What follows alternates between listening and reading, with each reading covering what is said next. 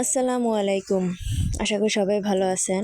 আলহামদুলিল্লাহ আমিও ভালো আছি। তো আপনারা এতক্ষণে হয়তো আমার ভিডিও টাইটেল দেখে বুঝে গেছেন যে আজকে আমি কোন বিষয়ের উপরে ভিডিওটা তৈরি করতেছি।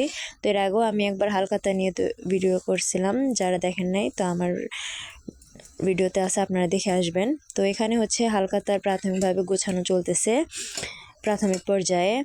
তো হালখাতা কী বা কীভাবে করা হয় সেটা আমি আগের ভিডিওতে বলছি, তো এখনকার ভিডিওতে আমি আরেকটু ভেঙে বলি।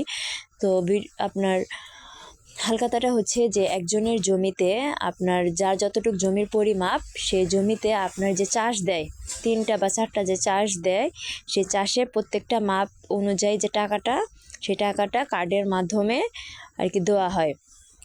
যেমন ধরেন যে আপনার জমি হচ্ছে 2% বা 3% বা 1 বিঘা এরকম, তো ওইখানে আপনার প্রত্যেক চাষের দাম হচ্ছে আপনার 550 টাকা করে। তো 3-4 চাষ যদি দেয়, তো আপনার জমি অনুযায়ী চাষে যে টাকাটা আছে সেই টাকাটাই আর কি আপনার কার্ডের মাধ্যমে, হালখাতার কার্ডের মাধ্যমে দেওয়া হয়। তো এখানে দেখেন হালখাতার হিসাব করতেছে, তো একটা কার্ড দেয় আর কি, কার্ডে তো সেই কার্ডে হালখাতার ডেট দেওয়া থাকে, সেই ডেটে এসে যার যার আর কি মানে জমি হাল চাষ করছে তারা এসে টাকাটা দিয়ে যায় এবং হচ্ছে মিষ্টিমুখ করে যায়। তো মিষ্টিমুখ করার জন্য এখানে আপনার জিলাপি তৈরি করা হচ্ছে। তো এটা কিনা জিলাপি না, এখানে গরম গরম জিলাপি তৈরি করা হচ্ছে। তো দেখেন এখানে যে গরম গরম জিলাপি ভাজতেছে, আর ওইটা হচ্ছিল চিনির শিরা। তো দেখেন যে এখানে গরম গরম জিলাপি ভাজতেছে, আর আমার ছোটো মেয়েটা খাওয়ার জন্য অনেক এক্সাইটেড ছিল। তো আমাকে বারবার বলতেছে যাতে আমি ওকে জিলাপি দেই। তো এখানে ওর বোন ছিল বসে, তো ওকে বলার পর বললাম যে ওকে একটা জিলাপি দাও। তো এখন দেখুন আমার মেয়েটা জিলাপি হাতে নিয়ে কতটা খুশি হয়ে চলে গেল। তো এখানে আবার দেওয়া হয়েছে যে পান, সুপারি, জর্দা, চুন, মানে যারা পান খায় আর কি তাদের জন্য সেই ব্যবস্থাও করা হয়েছে। তো আপনাদেরকে যেরকমটা আমি বলতেছিলাম যে দেখেন এখানে কিন্তু একজন আসছে হালখাতা করার জন্য। তো এখন যে এখানে হালখাতার হিসাবটা নেওয়া হইতেছে যে কতটুক জমি হাল চাষ করছে, কয়টা চাষ দিছে, সেই পরিমাপে যে টাকাটা, সেই টাকাটাই কিন্তু এখানে দিতে আসছে। তো এভাবেই হচ্ছে হালখাতাটা হয়। আর টাকাটা দেওয়ার পরে কিন্তু তারা মিষ্টিমুখ করে। তো এখানে যাদের নাম দেওয়া আছে তাদের হচ্ছে কতটুক জমি কত চাষ দিছে এবং হচ্ছে কত টাকা হলো, সব হিসাব এখানে এক এক করে লেখা আছে। তো আপনারা দেখে বুঝতেই পারতেছেন। তো এখানে দেখেন এই যে একদম তরচা মুচমুচে আর কি রসালো জিলাপি গরম গরম। তো গরম গরম জিলাপি দেখলে কোন মানুষের জিভে জল আসে না বলেন? সবারই জিভে জল আসে গরম গরম জিলাপি দেখলে। তো আমিও আর দেরি করতে পারলাম না, আমিও খেয়ে নিলাম। তো দেখুন এখানে কত সুন্দর করে জিলাপির প্রসেসিংটা চলতেছে, কিভাবে তৈরি করতেছে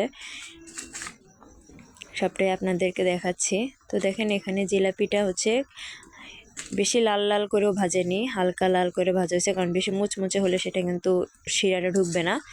দেখেন এখানে শিরা থেকে আর কি উঠিয়ে ফেলা হয়েছে আলাদা করে এখানে।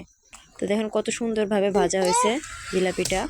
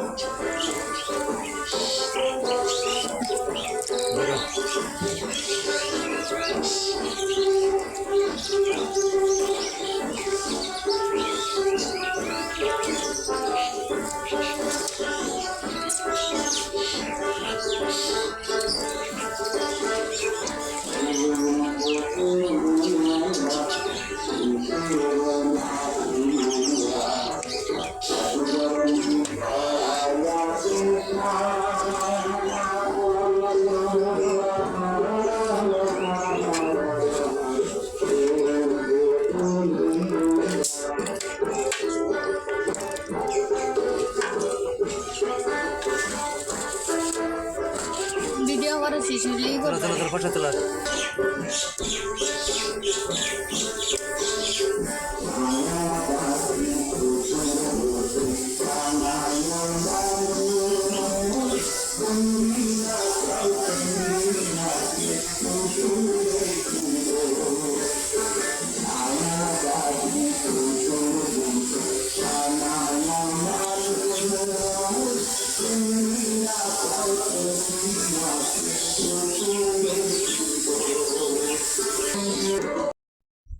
তো দেখুন জিলাপিটা ভেজে এই যে চিনির শিরাতে রেখে এটা আলতোভাবে চেপে দিয়ে সরিয়ে দিতেছে, যাতে জিলাপিটাতে রস ভরে এবং ডুবিয়ে রাখা হতেছে। কিছুক্ষণ পরে এটা রস থেকে তুলে ফেলে অন্য আরেকটা পাত্রে রাখা হয়।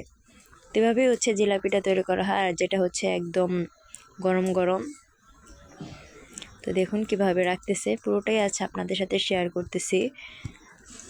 তো আপনাদের যদি ভিডিওটা ভালো লেগে থাকে অবশ্যই লাইক কমেন্ট শেয়ার করে দিবেন, কারণ আপনাদের জন্যই হচ্ছে আমার এরকম নতুন নতুন ভিডিও তৈরি করা।